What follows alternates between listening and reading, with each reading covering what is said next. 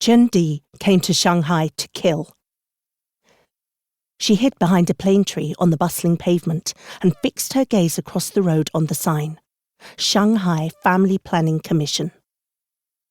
She raised her arm to check and recheck her green watch and pulled up her green jacket's hood to hide her face.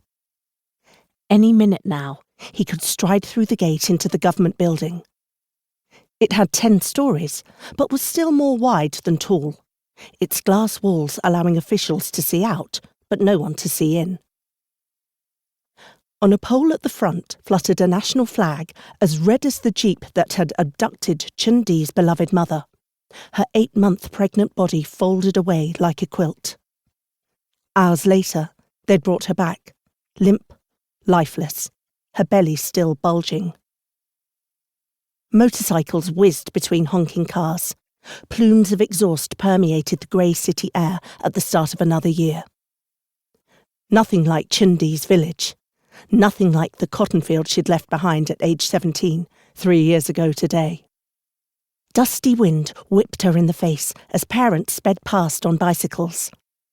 On each of their back carriers sat a single precious little one, cared for, doted on, loved, boy or girl. A sting inside her. She tore her eyes away from the passing children. Mission first. Chen Di gripped the handlebars of her tricycle. The attached cart was cluttered with DVDs that she couldn't care less about selling, each one in a plastic sleeve. All Hollywood, all bootlegs. She focused on the gate, the plane tree's leafless branches hovering over her, the north wind pricking her bones like wet needles. She rubbed her cold hands together and bent to rearrange the DVDs, assuring passers-by she was out hawking, and hawking only.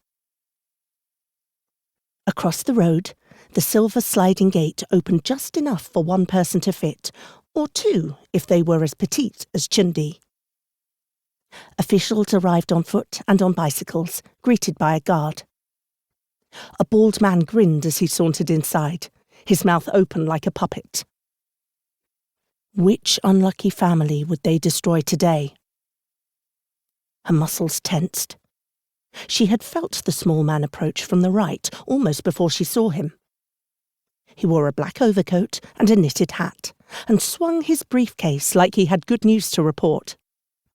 His heart-shaped face was the one cemented in her mind, which had haunted her village like a malevolent spirit. The face of Mother's murderer. Chen Di shuddered, a high-pitched chuckle echoing in her head, and she felt tears building. "Mother!" She almost cried, like that morning in the village, alongside the bare field, slapping the window of the red jeep. They had both reached out to the glass, Mother's wrists tied, their fingertips matching before the vehicle had rumbled away. Now Chen Di wiped her eyes fiercely as she registered the man's every movement, every swing of his arms and legs.